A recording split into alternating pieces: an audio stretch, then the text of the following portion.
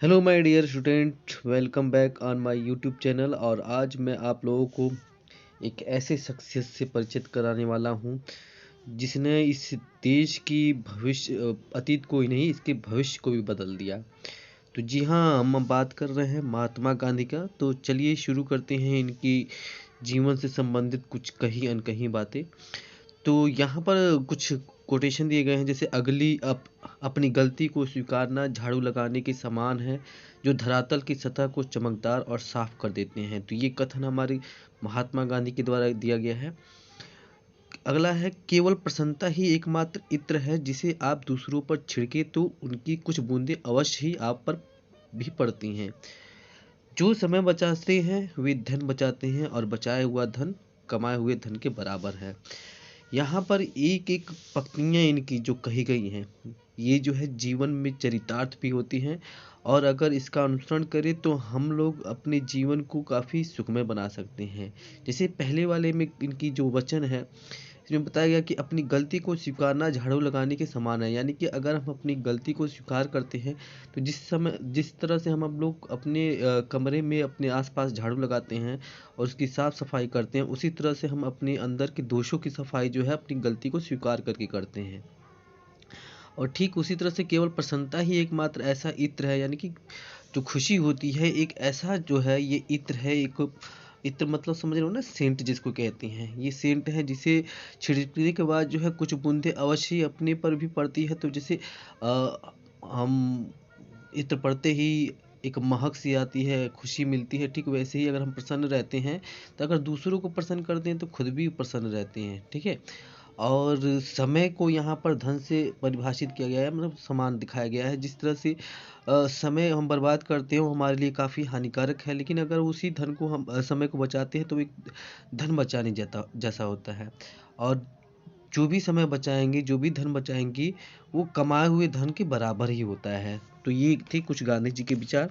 तो चलिए इनके जीवन से संबंधित कुछ बातें देख लेते हैं। सबसे पहले इनके जीवन से संबंधित यहाँ पर कुछ महत्वपूर्ण बातें हैं।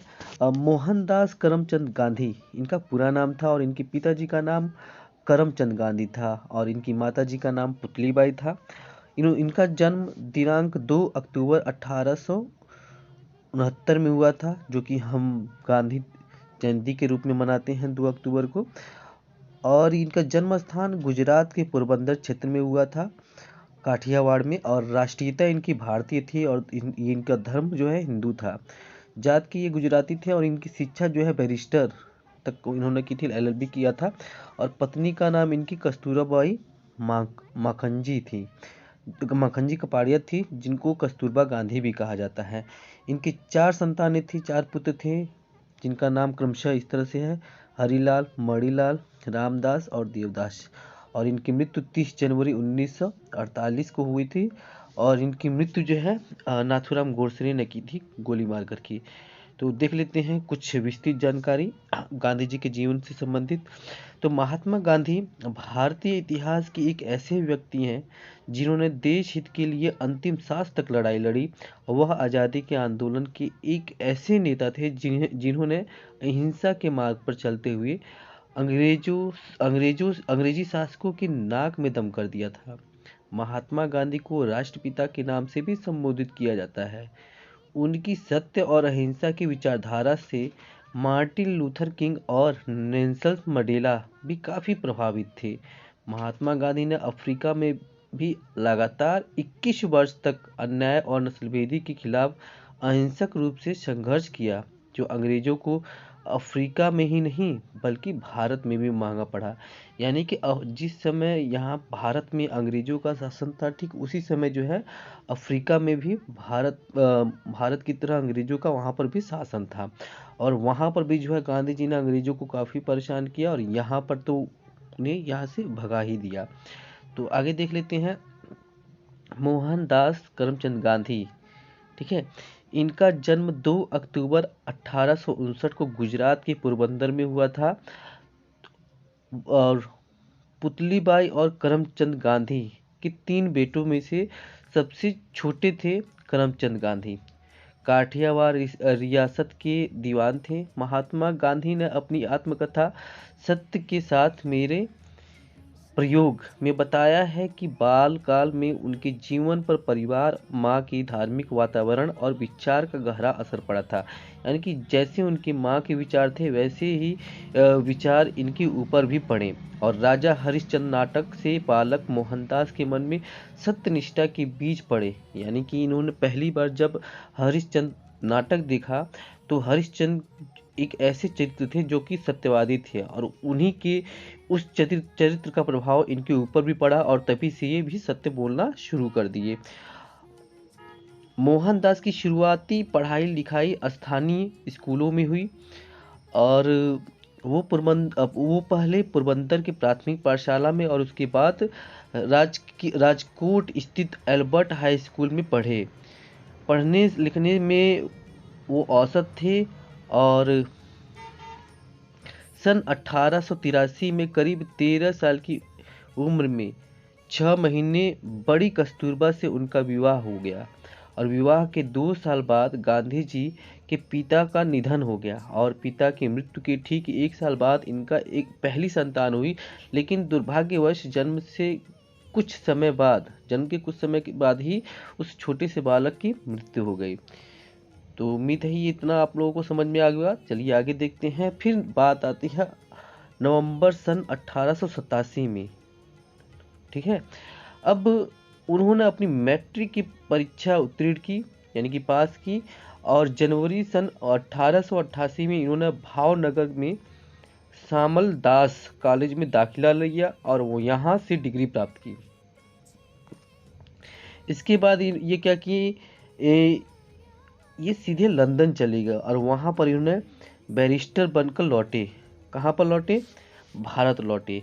फिर किसी कारणवश इन्हें जो है 1891 में वकालत की पढ़ाई पूरी करने के बाद ये गांधी जी सीधे भारत आने के बाद जो है ये नौकरी के सिलसिले में वापस दक्षिण अफ्रीका चले गए, और 23 साल की उम्र में वह दक्षिण अफ्रीका पहुँचे, और एक सप्ताह बाद डरबन में प्रिटोरिया की यात्रा करते समय उन्हें धक्के मारकर व पीट कर ट्रेन से फेंक दिया गया। जबकि इनके पास फर्स्ट क्लास का टिकट था। यह नस्लीय भेद का कारण था। किसी भी भारतीय या अश्वेत प्रथम श्रेणी में यात्रा करना प्रतिबंधित था। इस घटना ने गांधी जी को बुरी तरह आहत किया, जो अंग्रेज की अफ्रीका में ही नहीं भारत में भी महंगा पड़ा। यानी कि शुरुआत नस्लभेदी या फिर जो है गरीबी अमीरी, ऐसी सारी चीज़ों को इनको जो है पहले से ही झेलना पड़ा। और जब ये अफ्रीका में गए तो वहाँ पर इनके साथ ये घटना घटी, और यही घटना जो है अंग्रेज़ों के लिए काफ़ी मुश्किल स्थिति पैदा की, और यहीं से इन्होंने जो है अपने देश में अंग्रेज़ों को भगाने की जो है सोच ली थी। फिर आगे देखते हैं। 1915 में गांधी जी जब वापस अफ्रीका से भारत आए और अपने गुरु, तो वो किससे मिले? अपने गुरु गोपाल कृष्ण गोखले के साथ इंडियन नेशनल कांग्रेस में शामिल हुए। इस दौरान भारत गुलामी की जंजीरों में जकड़ा हुआ था, और किसी एक ऐसे व्यक्ति की आवश्यकता थी जो स्वतंत्रता आंदोलन की एक नई दिशा दे सके। गोपाल कृष्ण गोखले ने उन्हें देश की नब्ज को समझने का सुझाव दिया, और गांधी जी ने देश की हालत को समझने के लिए पूरे भारत का भ्रमण किया। ठीक है, और जिसमें देश की नब्ज को जान सके और लोगों से जुड़ सके। और उन्होंने भ्रमण के बाद असहयोग आंदोलन, सविनय अवज्ञा आंदोलन, भारत छोड़ो आंदोलन का भी नेतृत्व किया, और देश की स्वतंत्रता में भारत की स्वतंत्रता में गांधी जी के योगदान को शब्दों में नहीं मापा जा सकता। उन्होंने अन्य स्वतंत्र सेनानियों के साथ मिलकर अंग्रेजों को भारत छोड़ने के लिए मजबूर कर दिया। फिर आगे देख लेते हैं। अब यहाँ पर फिर सन 1914 से लेकर 1919 के बीच जो प्रथम विश्व युद्ध हुआ था, जिसको फर्स्ट वर्ल्ड वॉर कहा जाता है, उसमें गांधी जी ने ब्रिटिश सरकार को इस शर्त पर पूर्ण सहयोग, यानी कि भारतीय सैनिकों को प्रथम विश्व युद्ध में शामिल होने के लिए जो है ब्रिटिश सरकार से इन्होंने शर्त रखी थी कि इसके बाद, यानी कि अगर विश्व युद्ध खत्म होता है तो उसके बाद वो लोग भारत को आज़ाद, यानी कि ब्रिटिश भारत को आज़ाद कर देंगे। परंतु अंग्रेज ने ऐसा नहीं किया। तो गांधी जी ने देश को आज़ादी दिलाने के लिए बहुत से आंदोलन चलाए, और जिसमें आंदोलन निम्नानुसार हैं। ठीक है, कौन कौन से हैं देख लेते हैं। चंपारण सत्याग्रह आंदोलन, ये शुरुआती इनका आंदोलन था। इसके पहले भी इन्होंने बहुत सारे आंदोलन किए थे। तो चंपारण आंदोलन क्या था?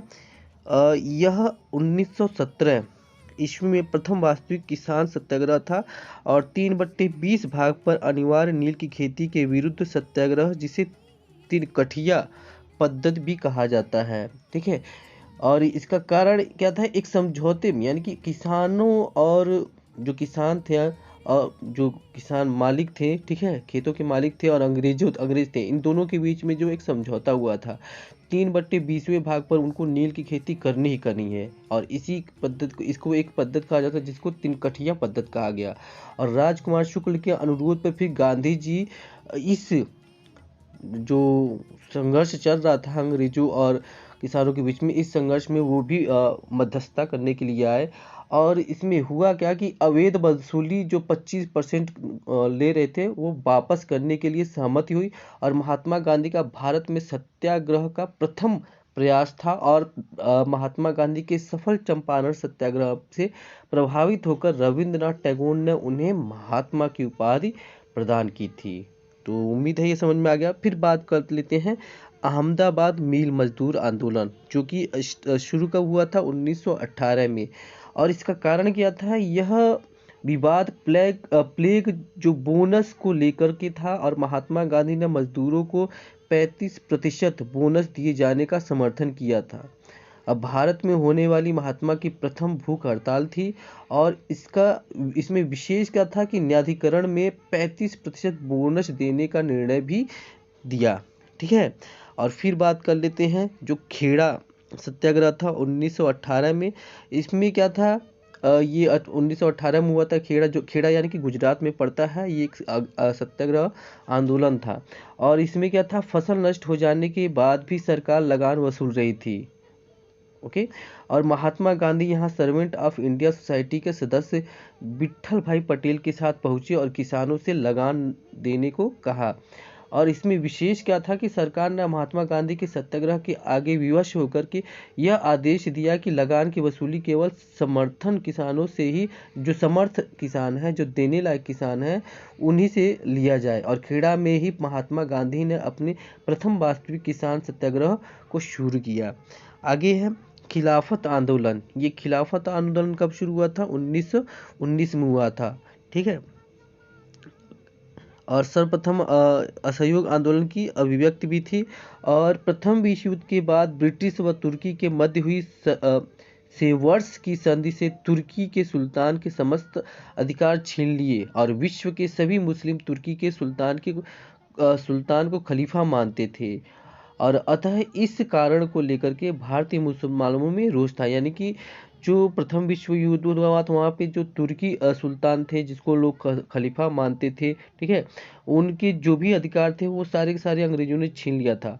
और इसी का विरोध जो है भारत के मुसलमान कर रहे थे। तो 1919 को दिल्ली तथा 1920 के केंद्रीय खिलाफत समिति ने कलकत्ता अधिवेशन में सरकार के साथ सहयोग ने करने का प्रस्ताव स्वीकार किया। और महात्मा गांधी ने खिलाफत के प्रश्न को हिंदुओं और मुस्लिमों को एक राष्ट्रीय मंच पर लाने का जो है पूरा का पूरा प्रयोग भी किया, और प्रथम प्रयोग किया। और इसका परिणाम क्या हुआ, विशेष क्या हुआ? यह आंदोलन 1924 ईस्वी में उस समय समाप्त हुआ जब तुर्की में मुस्तफा कमाल पाशा के नेतृत्व में बनी सरकार ने खलीफा का पद समाप्त कर दिया। ठीक है, तो उम्मीद है ये भी समझ में आ गया। इसके बाद जो है असहयोग आंदोलन, सविनय अवज्ञा आंदोलन, व्यक्तिगत इन सभी आंदोलन के बारे में हम लोग आगे डिटेल से पढ़ेंगे। तो ये जो कुछ विशेष आंदोलन थे जिसे हम लोग समझ चुके हैं। आगे देख लेते हैं, इसे एक विस्तृत जानकारी इस लंबा प्रकाश डाला जाएगा। तो चलिए शुरू करते हैं, आगे इसके वीडियो को बढ़ाते हैं। अब बात करते हैं चंपारण। ठीक है, चंपारण और खेड़ा आंदोलन, इसकी पूरी डिटेल में पढ़ते हैं। ये गांधी जी द्वारा सन 1918 में चला गया चंपारण और खेड़ा सत्याग्रह भारत में उनके आंदोलनों की शुरुआत थी, और उनमें वे सफल भी रहे। ये सत्याग्रह ब्रिटिश लैंडलॉर्ड के खिलाफ चलाया गया था, और इन ब्रिटिश लैंडलॉर्ड द्वारा भारतीय किसानों को नील ठीक है, इंडिगो की पैदावार करने के लिए जोर डाला जा रहा था। और इसी के साथ हद तो यह थी कि उन्हें यह नील एक निश्चित कीमत पर ही बेचने के लिए भी विवश किया जा रहा था, यानी कि उसकी रेट जो है, जो प्राइस है, जो दर है, उसे कम करके बेचना था। और भारतीय किसान ऐसा नहीं चाहते थे। तब उन्होंने महात्मा गांधी की मदद ली और इस पर गांधी जी ने एक हिंसात्मक आंदोलन चलाया और इसमें सफल रहे और अंग्रेज को इसकी बात, यानी कि जो इन्होंने कहा, उनके सामने जो रखा, और अंग्रेजों को इनकी बात माननी पड़ी। और इसी वर्ष, यानी कि 1918 में ही, लगभग 1918 में ही क्या हुआ, खेड़ा नामक एक गांव था जो गुजरात प्रांत में स्थित था, वहां बाढ़ बहुत आ गई थी और वहां के किसान ब्रिटिश सरकार द्वारा लगाए जाने वाले टैक्स भरने में असक्षम थे। और तब उन्होंने इसके लिए गांधी जी का सहायता ली और तब गांधी जी ने असहयोग, यानी कि नॉन कोऑपरेशन नामक हथियार का प्रयोग किया और किसानों को टैक्स से छूट दिलाने के लिए आंदोलन किया। और इस आंदोलन में गांधी जी को जनता से बहुत समर्थन मिला, यानी कि शुरुआत इन्होंने जनता के बीच लोकप्रिय होना अब शुरू हो गए थे। और आखिरकार मई 1918 में ब्रिटिश सरकार को अपने टैक्स संबंधी नियमों में किसानों को राहत देने की घोषणा करनी पड़ी। फिर आगे देख लेते हैं, ये खिलाफत आंदोलन तो मैंने अभी अभी बताया है, एक बार फिर से देख लेते हैं। ये सन 1919 में हुआ था और गांधी जी को इस बात का एहसास होने लगा था कि कांग्रेस कहीं ना कहीं कमज़ोर पड़ रही है। ठीक है, तो उन्होंने कांग्रेस की डूबती नैया को बचाने के लिए और साथ ही साथ हिंदू मुस्लिम को एक मंच पे लाने के लिए और ब्रिटिश सरकार के खिलाफ उन्हें खड़ा करने के लिए, इस देश से निकालने के लिए अपने प्रयास शुरू कर दिया। और इसी उद्देश्य की पूर्ति के लिए वह मुस्लिम समाज के पास गए और खिलाफत आंदोलन, एक आंदोलन के लिए उन्होंने वैश्विक स्तर पर चलाया। और जो मुस्लिम के खलीफा थे, ठीक है, कि खलीफा के खिलाफ चलाया गया था। जो मुस्लिमों के कालिफ थे, ठीक है, कालिफ है ये शब्द, सॉरी, तो कालिफ के खिलाफ चलाया गया था। महात्मा गांधी ने संपूर्ण राष्ट्र के मुस्लिमों की कॉन्फ्रेंस, ये जिसको कहते हैं ऑल इंडिया मुस्लिम कॉन्फ्रेंस, रखी और वे स्वयं इस कॉन्फ्रेंस के प्रमुख व्यक्ति भी थे। और इस आंदोलन ने मुस्लिमों को बहुत सपोर्ट किया, ठीक है, और गांधी जी के इस प्रयास ने उन्हें राष्ट्रीय नेता, नेशनल लीडर बना दिया और कांग्रेस में उनकी खास जगह भी बन गई। परंतु सन 1922 में खिलाफत आंदोलन बुरी तरह से बंद हो गया और इनके बाद गांधी जी अपने संपूर्ण जीवन, यानी कि हिंदू मुस्लिम एकता के लिए लड़ते रहे। परंतु हिंदू मुस्लिमों के बीच दूरियां बढ़ती गई क्योंकि अंग्रेजों का ये पूरा का पूरा इसमें हाथ था कि फूट डालो और राज करो। ठीक है, फिर आगे देख लेते हैं। सन 1920 में हुए असहयोग आंदोलन, ठीक है। अब असहयोग आंदोलन में क्या था कि विभिन्न आंदोलनों से निपटने के लिए अंग्रेजी सरकार ने सन 1919 में एक एक्ट पारित किया जिसका नाम था रोलेट एक्ट, ठीक है। और इसी दौरान गांधी जी द्वारा कुछ सभाएं भी आयोजित की गई और उन्हीं सभाओं की तरह ही अन्य स्थानों पर भी सभाओं का आयोजन किया गया। और इसी प्रकार की एक सभा पंजाब के अमृतसर क्षेत्र में जलियांवाला बाग नाम से बुलाई गई थी और वहां पर इस शांति सभा को अंग्रेजों ने जिस बेरहमी के साथ रौंदा था, उनके विरोध में गांधी जी ने सन 1920 में असहयोग आंदोलन प्रारंभ किया। और इस असहयोग आंदोलन का अर्थ ये था कि भारतीयों द्वारा अंग्रेजी सरकार की किसी भी प्रकार से सहायता न की जाए, परंतु इसमें किसी भी तरह की हिंसा न हो, ऐसा गांधी जी चाहते हैं। अब इसमें कुछ डिस्क्रिप्शन इन डिटेल में पढ़ लेते हैं कि यह आंदोलन सितंबर 1920 में शुरू हुआ और फरवरी 1922 तक चला था। गांधी जी द्वारा चलाए गए 3 प्रमुख आंदोलनों में यह पहला आंदोलन था। इन आंदोलन को शुरू करने के पीछे महात्मा गांधी की यह सोच थी कि भारत में ब्रिटिश सरकार केवल इसलिए राज कर पा रही है क्योंकि उन्हें भारतीय लोगों द्वारा ही सपोर्ट किया जा रहा है। तो अगर उन्हें ये सपोर्ट मिलना ही बंद हो जाए तो ब्रिटिश सरकार के लिए भारतीयों पर राज करना मुश्किल हो जाएगा।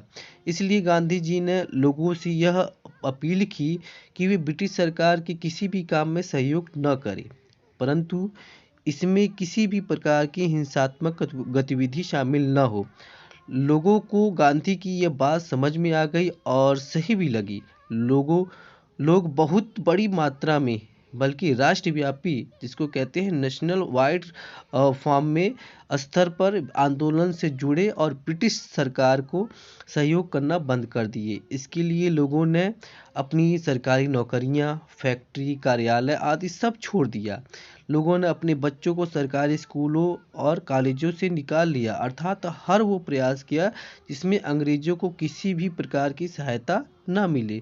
परंतु इस कारण बहुत से लोग गरीब और अनपढ़ होने जैसी स्थिति में पहुंच गए थे, परंतु फिर भी लोग ये सब अपने देश की आज़ादी के लिए सहते रहे। उस समय कुछ ऐसा माहौल हो गया था कि शायद हमें तभी आज़ादी मिल जाती, परंतु आंदोलन की चरम स्थिति पर गांधी जी ने चौरी चौरा नामक स्थान पर हुई घटना के कारण इस आंदोलन को क्या कर दिया, समाप्त कर दिया।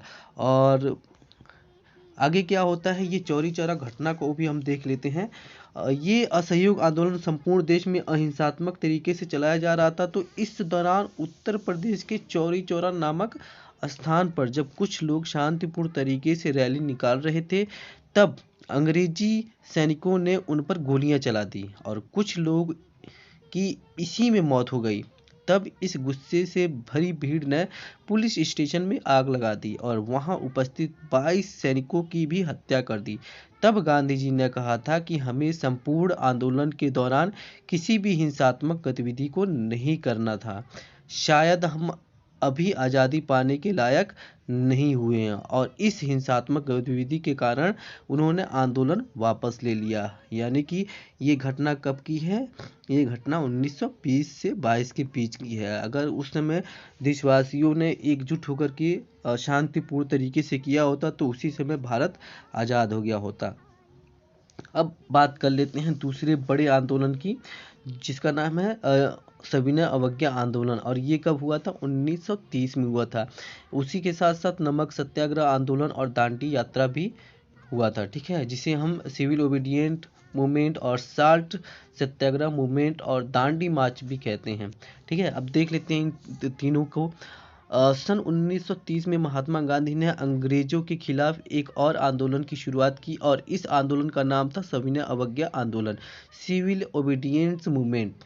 और इस आंदोलन का उद्देश्य यह था कि ब्रिटिश सरकार द्वारा जो भी नियम कानून बनाए जाए उन्हें नहीं मानना और उनकी अवहेलना करना।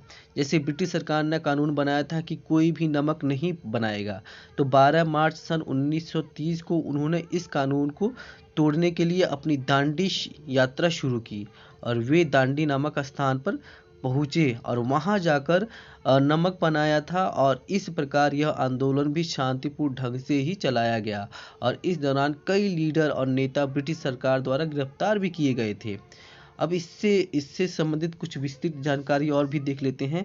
तो गांधी जी द्वारा नमक सत्याग्रह की शुरुआत 12 मार्च सन 1930 को गुजरात के अहमदाबाद शहर के पास स्थित साबरमती आश्रम से की गई थी और यहाँ 5 अप्रैल सन 1930 तक गुजरात में ही स्थित दांडी नामक स्थान तक चली। यहाँ पहुंचकर गांधी जी ने नमक बनाया और यह कानून तोड़ा और इस प्रकार राष्ट्रव्यापी अवज्ञा आंदोलन, जिसे सिविल ओबीडियंस मूवमेंट भी कहते हैं, की शुरुआत हुई।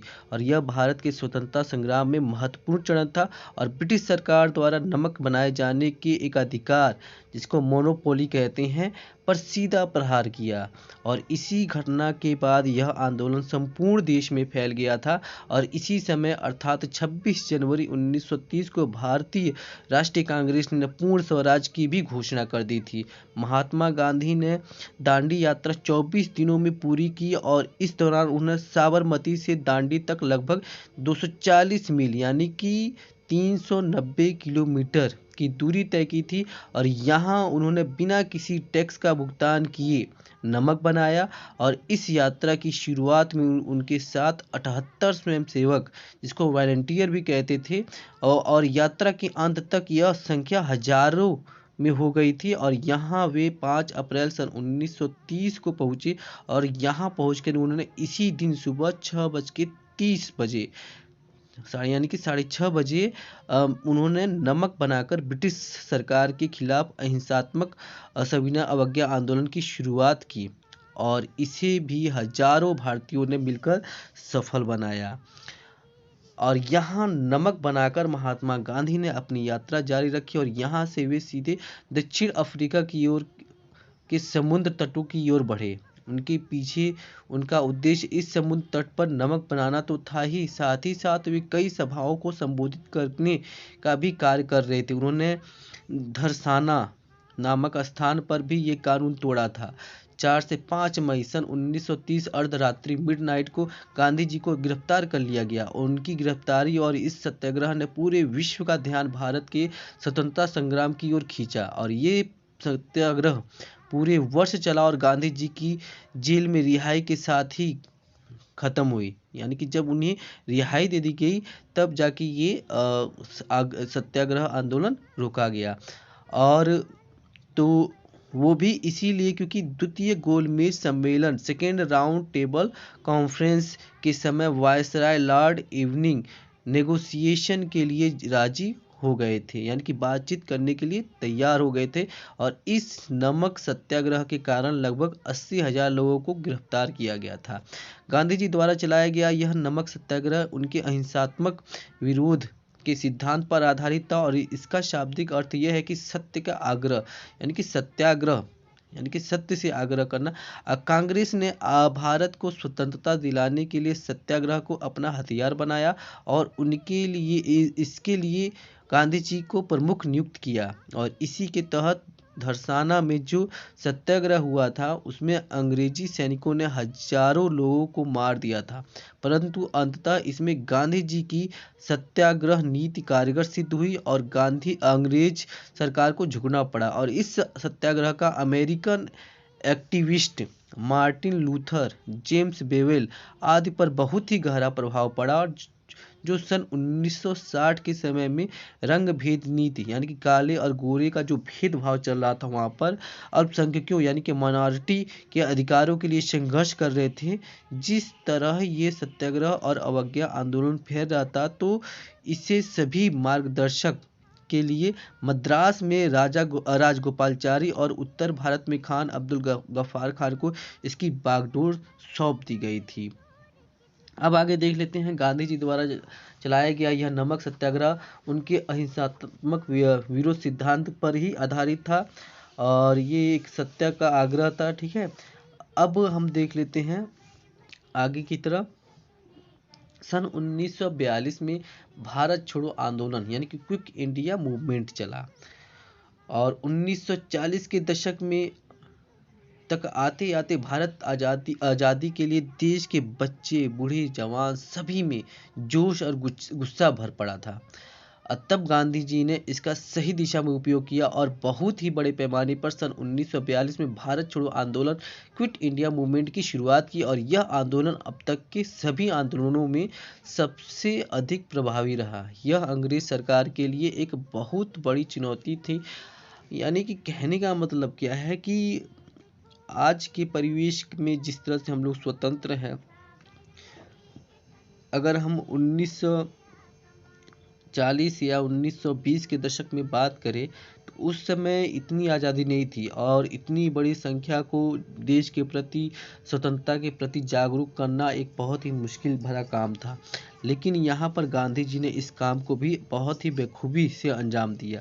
सन 1942 में गांधी द्वारा चलाया गया तीसरा बड़ा आंदोलन था और भारत छोड़ो आंदोलन इसकी शुरुआत महात्मा गांधी ने अगस्त सन 1942 में की थी, परंतु इसके संचालन में हुई गलतियों के कारण यह आंदोलन जल्द ही धराशायी यानी कि कोलैप्स हो गई थी और अर्थात यह आंदोलन सफल नहीं हो सका था। इसके असफल होने के पीछे कई कारण थे, जैसे इस आंदोलन में विद्यार्थी, किसान आदि सभी के द्वारा हिस्सा लिया जा रहा था और उनमें इस आंदोलन को लेकर बड़ी लहर थी और आंदोलन संपूर्ण देश में एक साथ शुरू नहीं हुआ, अर्थात आंदोलन की शुरुआत अलग अलग तिथियों पर होने से इसका प्रभाव कम हो गया। इनके अलावा बहुत से भारतीयों को ऐसा भी लग रहा था कि यह आंदोलन संग्राम का चरण है और हमें आज़ादी मिल ही जाएगी और उनकी इस सोच ने आंदोलन को कमजोर कर दिया। परंतु इस आंदोलन से एक बात अच्छी हुई कि इसमें ब्रिटिश शासकों को यह एहसास हो गया था कि अब भारत में उनका शासन नहीं चल सकता, उन्हें आज नहीं तो कल भारत छोड़कर जाना होगा। और इस तरह गांधी जी द्वारा उनके जीवन काल में चलाए गए सभी आंदोलनों ने हमारे देश की आज़ादी के लिए अपना सहयोग दिया और बहुत गहरा प्रभाव भी छोड़ा। अब आगे देख लेते हैं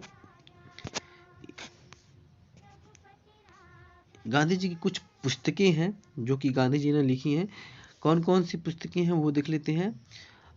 सत्य के साथ मेरे प्रयोग, इनकी एक आत्मकथा है। इंडिया ऑफ माय ड्रीम्स, अनासक्त योग, हिंद स्वराज 1909 में लिखी थी।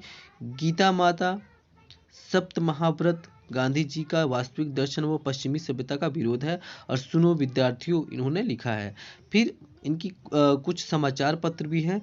द ग्रीन पैम्पलेट 14 अगस्त 1896 राजकोट से प्रकाशित होती थी, और इंडिया ओपिनियन 1930 दक्षिण अफ्रीका में, और यंग इंडिया 1919 और हरिजन 1932 में, ठीक है, स्थापित की गई थी। आगे देख लेते हैं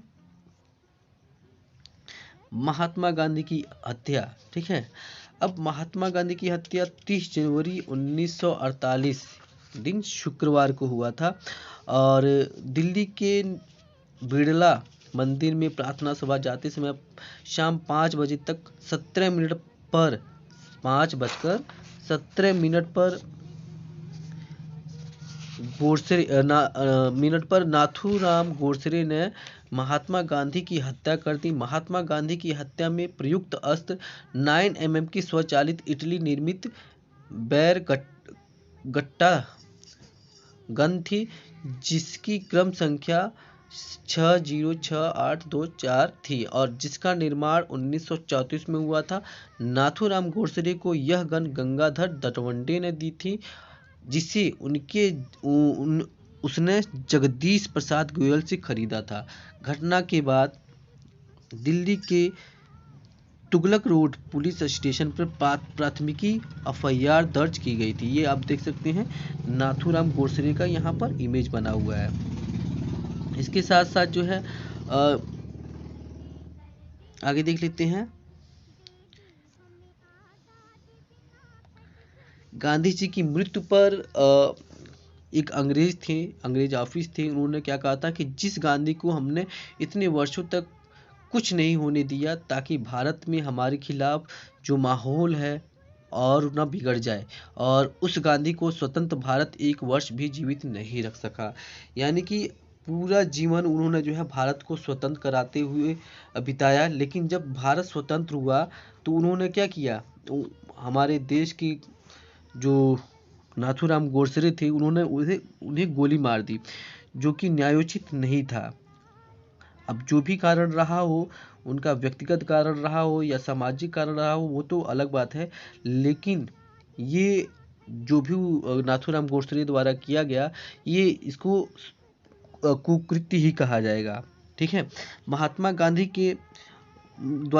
गांधी द्वारा कुछ आश्रम भी स्थापित किए गए थे, जैसे फिनिक्स फार्म जो डरबन दक्षिण अफ्रीका में है, टालस्टॉय फार्म ये भी जोहान्सबर्ग दक्षिण अफ्रीका में ही है, सत्याग्रह आश्रम ये कोचरब अहमदाबाद में है, साबरमती आश्रम ये साबरमती नदी पे अहमदाबाद में स्थित है, अनासक्ति आश्रम, ठीक है, ये कौसानी उत्तराखंड में स्थापित किया गया था, और सेवाग्राम आश्रम जिसे वर्धा भी कहा जाता है, ये महाराष्ट्र में स्थापित किया गया था।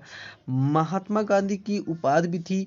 महात्मा गांधी को महात्मा की उपाधि प्रथम बार रविंद्रनाथ टैगोर ने दी थी, ठीक है, रविंद्रनाथ ठाकुर ने दी थी, और नहीं बल्कि डॉक्टर प्राण जीवन मेहता यानी कि कहा था रविंद्रनाथ टैगोर ने, ठीक है, लेकिन अगर वास्तविक रूप से देखा जाए तो इसे प्राण जीवन मेहता ने दी थी।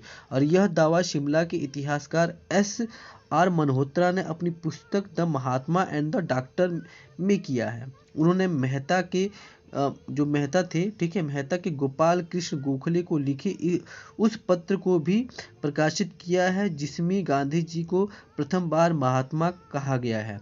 यह पत्र 1909 में लिखा गया था, जबकि अब तक कहा जाता रहा कि कवि रविंद्रनाथ टैगोर ने 1919 ईस्वी के समय में प्रथम बार गांधी को महात्मा कहा गया था। ठीक है।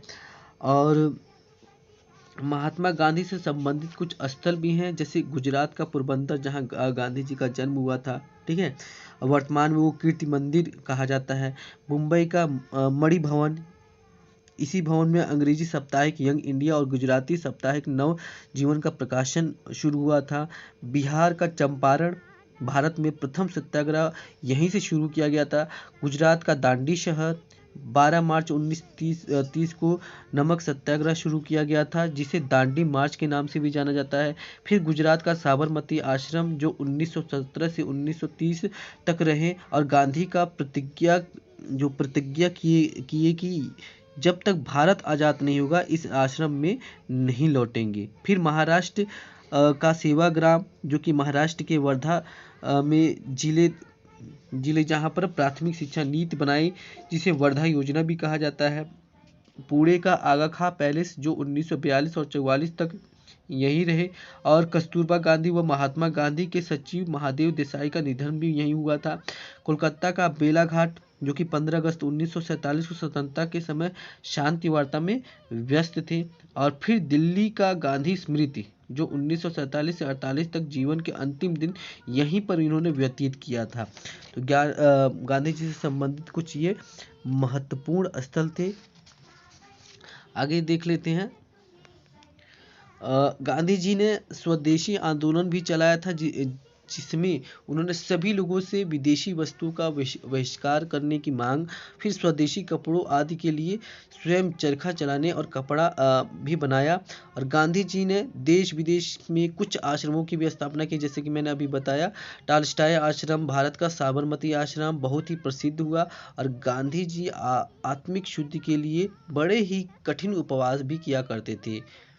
और 2 अक्टूबर को गांधी जी के लिए जन्मदिवस के रूप में मनाया जाता है, जिसे गांधी जयंती भी कहा जाता है। और इस प्रकार गांधी जी बहुत ही महान व्यक्ति थे। गांधी जी ने अपने जीवन में अनेक महत्वपूर्ण कार्य किए, जिसकी ताकत सत्य और अहिंसा थी। और आज भी हम उनके सिद्धांतों को अपनाकर समाज में महत्वपूर्ण बदलाव ला सकते हैं।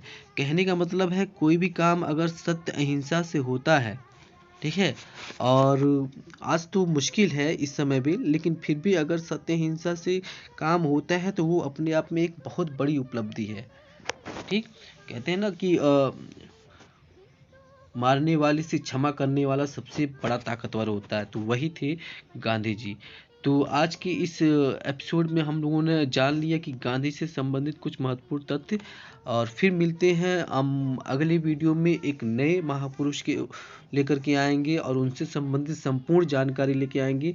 इस वीडियो में वैसे मैं अगर लिखता तो और भी बहुत सारी जानकारियां थी, लेकिन समय के अभाव में हम नहीं लिख पा रहे हैं, ये नहीं बता पा रहे हैं, और ये वीडियो काफ़ी लंबा होता जा रहा है। तो फिर हम एक नई वीडियो में मिलेंगे, गांधी से संबंधित कुछ अन्य भी जानकारियाँ जो बाकी रहेंगी उसे भी लेकर आएंगे। तब तक के लिए धन्यवाद। हाँ, जाते जाते ये जरूर कहेंगे वीडियो कैसी लगी उसे कमेंट बॉक्स में जरूर बताइएगा, और चैनल को सब्सक्राइब कर लीजिएगा। और जाते जाते जो है बेल आइकन को दबा लीजिएगा, ताकि अगली वीडियो का नोटिफिकेशन आपको मिलता रहे। धन्यवाद।